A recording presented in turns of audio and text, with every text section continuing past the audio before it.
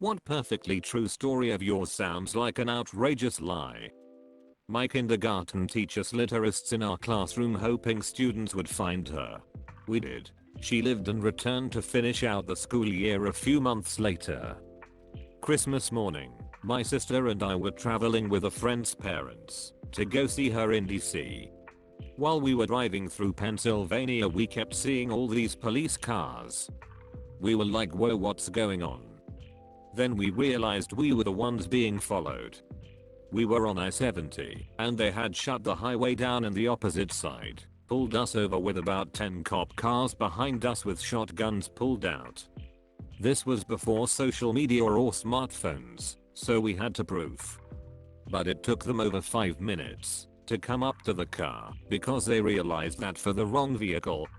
We later learned there was an armed robbery that occurred earlier and we fit the description. I fell 30-ish feet from a tree onto pavement. I landed on my back. No injuries. I was about 13. Just scared the crap out of my parents. My first time going to jail was because of a dog. A friend had a dog that got loose one day and it got picked up by the city. When we got in the car to look for the dog, my friend didn't grab anything, no wallet. When we went to the pound to pick up dog, they required an ID.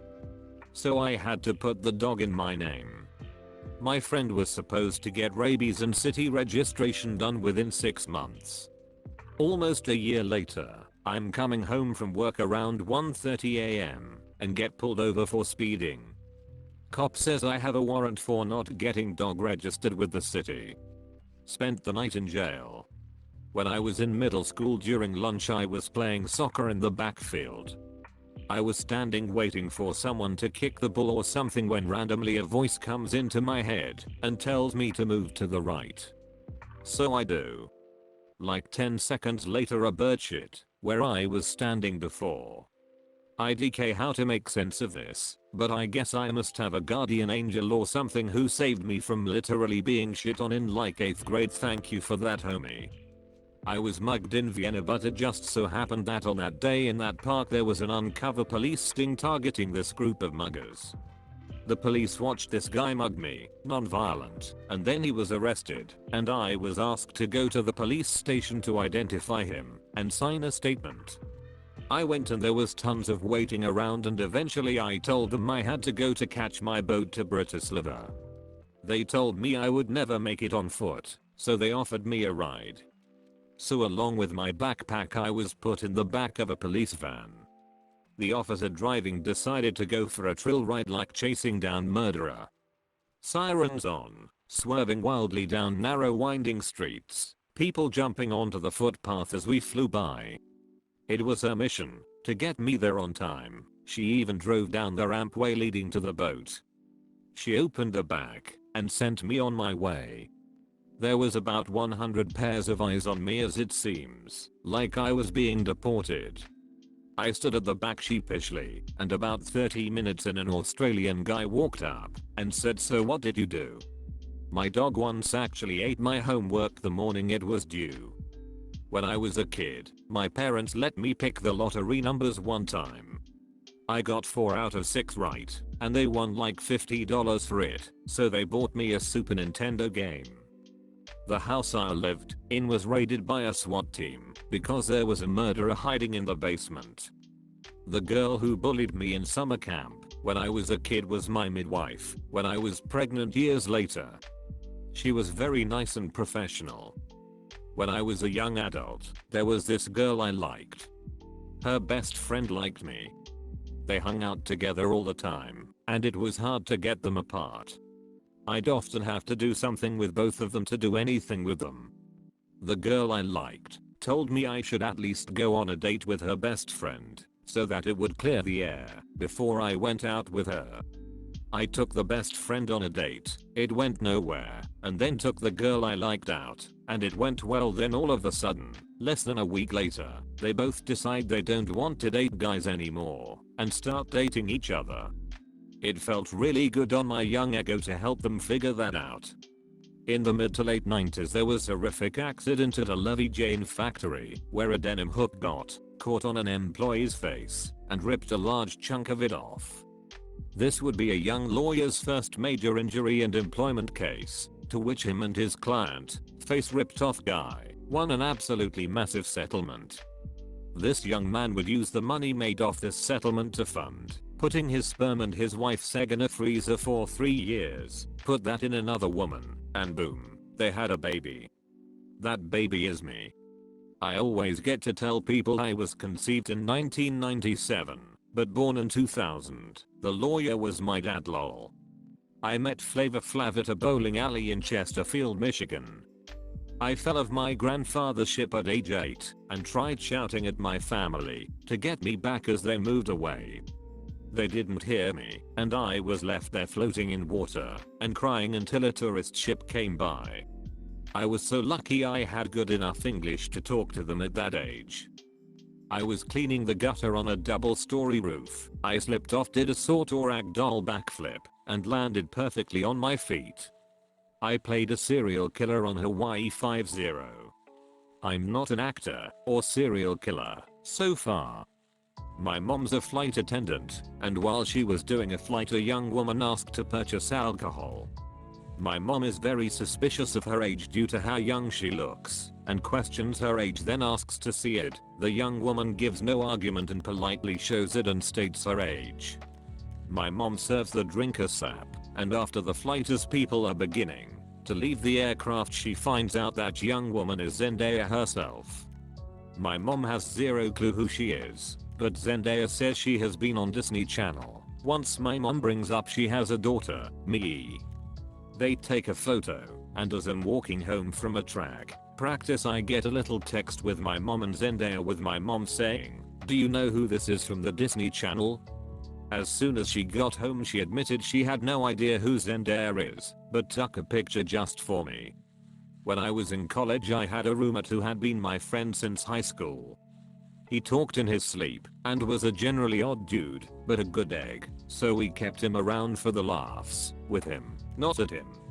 One night I had a dream where he and I were climbing around on all these piles of garbage looking for something, I don't know what.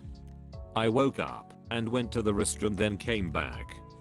Just as I laid down to go back to sleep, this guy rolls over and mumbles in his sleep, "I found it, it's over here." The next morning I asked if he remembered his dream. He said no.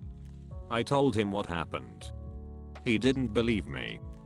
A celebrity performer and painter used to visit my parents when I was 6. I used to sit on his lap and there was nothing suspicious to report.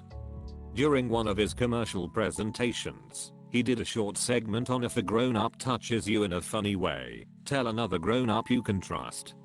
In 2014, he was jailed for historic child sex offenses he committed during the same period of time that he was friends with my parents. After this, I recalled a lot of pedophile activity that my parents were involved in at the time that person was around. You think you know people. My ex-girlfriend mom was a cop that arrested me before I met her daughter. Shot through the penis with a BB gun. In primary school we had panties checks to make sure we were wearing either navy or black underwear. Threw a plug at an outlet and it stuck in it. Didn't go all the way in, but the prongs were in and holding it up. A friend of mine told me about how he went to KFC and they ran out of chicken. The churches around the corner was flooded, and the guy in the back was like, "Did KFC run out of chicken again?" Like this happens on some sort of regular basis. My family played a lot of mini golf growing up, most frequently at a place right down the street from us. This location has 3 courses that all start and wrap up pretty close to the entrance/exit. The 18th holes are all raised up off the ground. Course 1 has a ramp to a plateau and the other 2 courses have a half pipe that throws the ball back toward you, but up onto a plateau. If you manage to score a hole in one on the 18th hole, you get a coupon for a free game. When I was 10 and my sister was 8, she hit the ball so hard on the 18th hole of the course with the ramp that the ball flew over the plateau, hit a brick wall well behind the hole, and bounced up to the plateau of a different 18th hole and went in. The story even has a perfect r/that happened ending, because the owner saw it happen, and therefore awarded her the free game coupon. Didn't happen to me, but my granddad. Him and a buddy went on a helicopter trip to the Grand Canyon from British Columbia.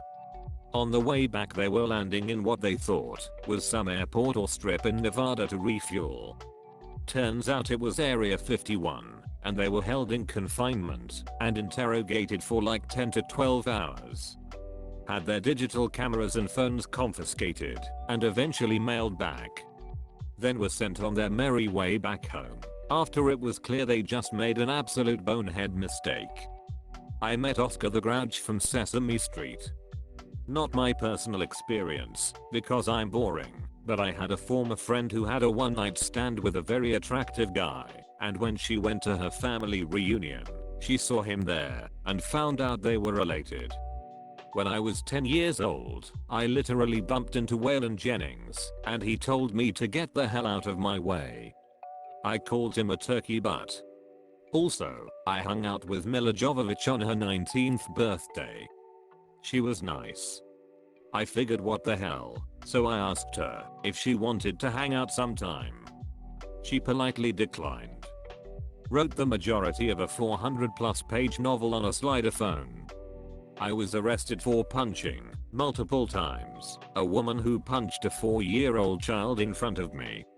I don't mean discipline, I don't mean spanking, I mean she cold-cocked a 4-year-old in the temple and knocked him back about 3 feet for asking for something to drink.